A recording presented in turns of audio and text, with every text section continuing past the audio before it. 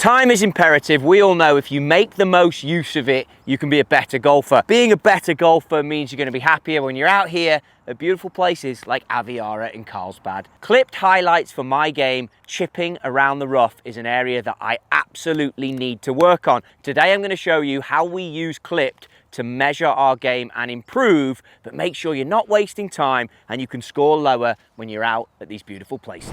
You need to know now what's actually going to help you and how drills help you. When we're out on the PGA Tour, the putting green and the chipping green is swamped with players working on their game, and it's for good reason. The short game is so important. PGA Tour average from 6 feet, which isn't the circle of love, by the way, at least not in the group I'm playing, is going to be a 70% make ratio. But take that 3 feet further forward and go to that 3 feet distance, and you're talking a 99% make ratio. When we look at my clip data, where is your chipping truly at its weakest? I am described in there as needing to work harder out of this stuff, the rough. Now in California, obviously you get a lie that will sit up sometimes, or you'll get one that sits down. So if you're limited on time and you're not quite sure, well, how do I work on that? You can dive into the drills in Clipped, go to around the green and literally type in there that you struggle with rough golf shots, and it will give you some chipping work go through that keeps you accountable as a player. Accountability for each and every shot is what makes us better. As we go into the record a practice drill and we get into that short game area and we dive into around the rough, you can see here that it sets you 20 shots and 20 challenges. There are other areas you can go at. Today around the green, 6-foot conversion with 20 shots. You'll see that bunker play is in there, club roulette is in there, and shot type roulette. Why might that be important? Because Clip doesn't want you just to become robotic with one club. It also wants you to use your imagination. This product absolutely understands golfers. It's designed by golfers for golfers. So it's important that we also have imagination in here too. So I suggest when it comes to your practice drills, if short game is something you've got to work on, then you move around. But as we dive into the 6 feet conversion, I'll spare you guys all 20, but I'll also explain at the end of this video how the shot quality worked for me. So we're going to have 20 shots randomly generated at distances between 10 and 50 yards. You decide whether you play from the fairway or the rough, sand or a mixture. We're going to do rough because that's what I need to work on.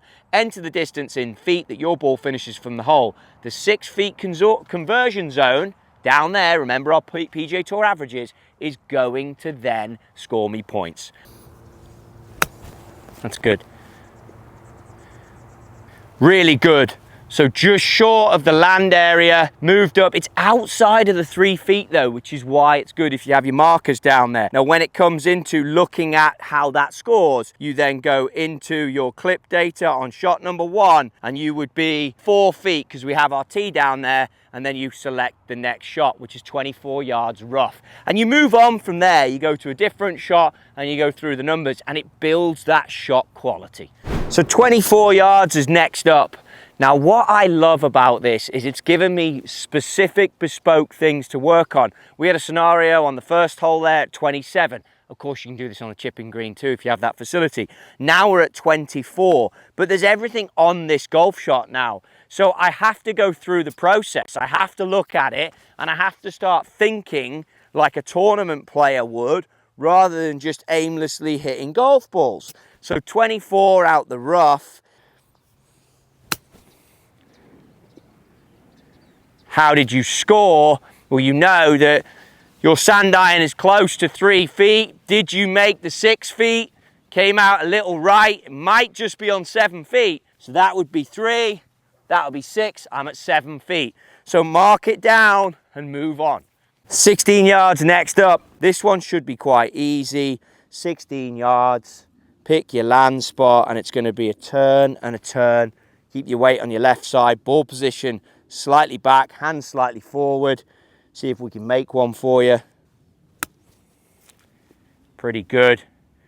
That would be a shot I would have a ton more confidence of because it's less rough. And for me, I struggle when it gets more rough. This one is much more of a run out shot. I'm going to have more success on this. And I think that comes back to growing up on links golf, having a lot of golf shots that are chipping like this, opposed to chipping at a deeper rough where you've got to get steeper on it. I really believe that the history of where you grow up can impact the DNA of where you play. But that's a good one. We make up for the last shot I just hit, and we're going to type into our clip data simply 1 foot, next shot. 12 yards has come up next. Off and up slope is where I'm going to go here.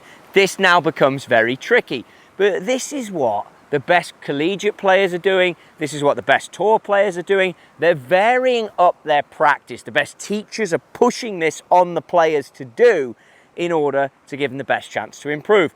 You can't just go aimlessly to the chipping green, grab the range balls, hope for the best, and think you're going to improve. You have to challenge yourself in situations like this and figure out, how am I going to play this shot in order to get it closer? I know it's an area that I absolutely need to do.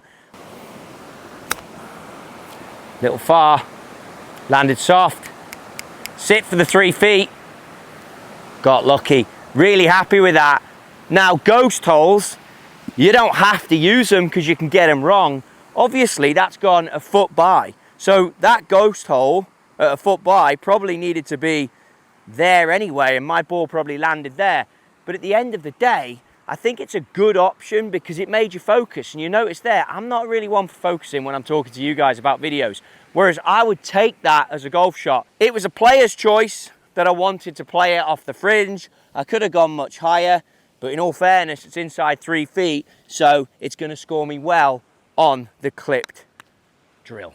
25 is next up. Tough one with the ridge to play. So again, I've got to create. I've got to come up with something. How are you going to do this? I've still got lob wedge in my hand. It's not the roughest of lies. If I know that's 25, I can build a history as to how I play this shot. I've already said to you, I have the confidence on the shorter ones, the 12 and the 16 yarders. We've seen how I play them. As I get further away, I'm not as efficient, but I can guarantee you that D1 college players and tour pros are. 14% importance to my game. I've told you about the 6 feet versus 3 feet make ratio, so it's important that you improve here if you want to improve your scoring. I'm going to place the ball back in the stance, try and get a bit more run out of it, when realistically, if it's square to square, I'll like it.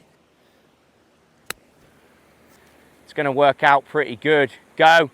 Not enough juice over the hill. Hard shot, again, I'd use less loft for that one, but that's where it makes you get creative. Let's record that score and bang it into our data. As mentioned, there are 20 shots for this particular drill. I started with a tape measure. If you're going to be serious about this, it could take you an hour to do, but this is an hour that is well spent to improve your scoring with a product that I love, that the best college players are using and the best tour players are using. They're creating games exactly like this one. Now that data, once you've captured it, goes into your profile and it is then there as a journal. So you can continue to look, okay, Tuesday last week, this is what I worked on, this is how I improved. It will also show you timelines as to where your chipping improves or as to where it declines, which then can lead you to pathways to choose the wedges you need if you work with your fitter, but also stuff you can do with your coach. Your coach is going to help you. They're the lighthouse to get you through. They're the beacon to guide you. But you need to do more if you want to improve between lessons. It's not just about standing there, going through a tripping drill with your coach, and then you're going to be an absolute Seve Ballesteros masterman. That is not the way this works. Get drills like this to help your game, record it in the journal, Clipped will do it all for you, and it'll give you stuff to be accountable for. I know, rough chipping, I need to improve. If you like what you've seen here, there's plenty more to come, but get in the comments, tell me what you're working on, tell me what wedges you have, and tell me how I can help you, and I'll find the right information to get you on the right path. Stay tuned, subscribe for some more.